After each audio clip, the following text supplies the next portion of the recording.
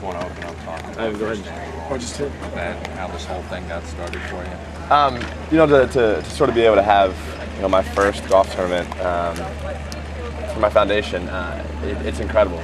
You know, a lot of work has gone into it, and it all goes back to, you know, my goal of starting, you know, being able to promote the sport of swimming and taking the sport to a new level. And I think, you know, this is a great way to start it. How do you compare golf to swimming? You need a little more patience, I would suspect, on the course. Yeah, that's maybe one of the problems that I have. I probably don't have enough patience in the world, but you know, being able to get out there and have fun and you know, be with people you want to be with and just relax. You know, I think that's the biggest thing. And you know, it is a frustrating game sometimes, but you know, I think just like anything else, the more you work at it, the better you're going to be. And you know, I know what I have.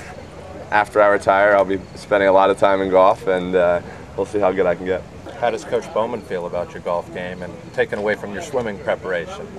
He just got his golf clubs, so I'm hoping I have the chance to go out on the golf course with him and we can really go at it and have some fun on the course. But you know, I mean, I don't think he hates it. I don't think he loves it. You know, I think it's a good thing for me to be able to get away and you know, get away from everything and relax and have some fun. And you know, I think he likes that. Swimming-wise, how's your preparation going for, you know, your next? What is your next event? How's your preparation going? How do you feel your shape is? I just got back from vacation. I spent a couple days in Hawaii and you know, just kind of laying low, played some golf out there, and you know, so we're just sort of getting back into the water now. The next really big meet that we're preparing for is World Championships next summer, and you know, that's really the final test before, you know, we lead into Olympic trials. So you know, we have some small meets leading up to Worlds this summer, but the main focus is getting in as best shape as I can be in for Worlds, and that's what we're heading for. How much did you feel you were tested at the Pan Pacs, especially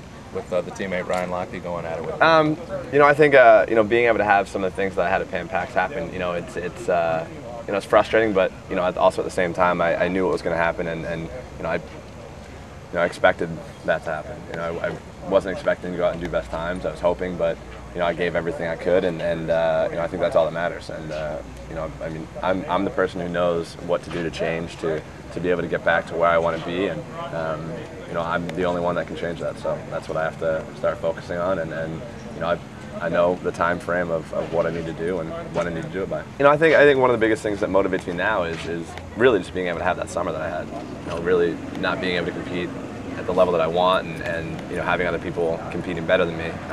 You know, it's frustrating, but you know, also at the same time, I really think that's going to play a big role over the next 2 years to keep me to be in the best shape that I can be, so I'm not disappointed when I come away from a meet. You know, that's one thing I absolutely hate. I hate coming away from a meet and being disappointed. So you know, I think that's something that I need to work on, and I know how to do it. Michael, who do you feel like is closing the gap quicker, your U.S. teammates or the world?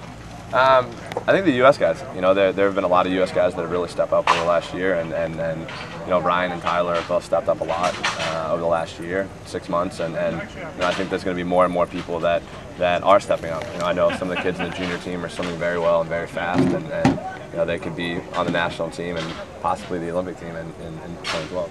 It's interesting because for a casual sports fan, you are the face of that sport, and that's what you dreamed of as a kid. But then once it happens, it's almost like a lot of burden. It's all on your shoulders. Is that a little weird? You know, I think everything that's happened, you know, I've completely enjoyed. You know, it's been crazy, sort of looking back at, you know, everything that I always wanted to do. It's happened. So you know, it's kind of weird seeing the sport literally change before my eyes. You know, it's pretty much gone from night to day, and you know, we've seen great changes in the sport, and that's, you know, something that I've wanted my whole career, and something I've loved, and something I have a passion about, and you know, that's something that I'm going to continue to do, try and change the sport as much as I can. And you're saying at the grassroots level, you're seeing more kids who otherwise might not get into the sport getting into it. We talk about what you're doing with your foundation. Have you seen it? You know, it's awesome. You know, being able to start the IM program with the Boys and Girls Club. You know, it's in 6 pilot locations around the country, and being able to see how many kids are actually, you know, learning how to swim, being comfortable in the water, but also learning, you know, everyday things that they're going to have throughout their whole career in life. And you know, I think that's the one thing that excites me, is how excited they are about the program.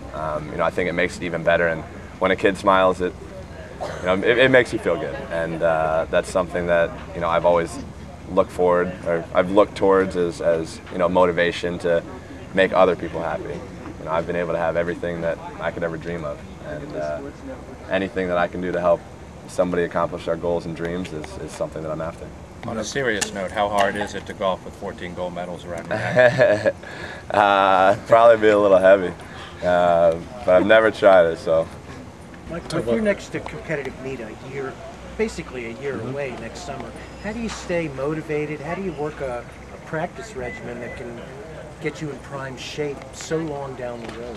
I think it's easy, you know, sort of being able to have something that's going to be here before you know it, and you know, with the kind of size of it, you know, with it being so big, you know, I know that I have to be ready, and I know it's something that, you know, I need to prepare myself for the Olympics in 2012. You know I need to have a great World Championships this summer to set up a good program for London, and you know, I know what I have to do, and I know what I have to do to get there. So, you know, I know Bob and I have gone through just about everything, you know, we could to have the success that we've had, and we know how to get back there. And you know, I think it's just time for me to do what I need to do, and do what I know what I need to do, and just start doing it. A lot was made about you and Bob getting on the same page. It seems like you guys are, and are all shooting for the same goal in 2012 now again.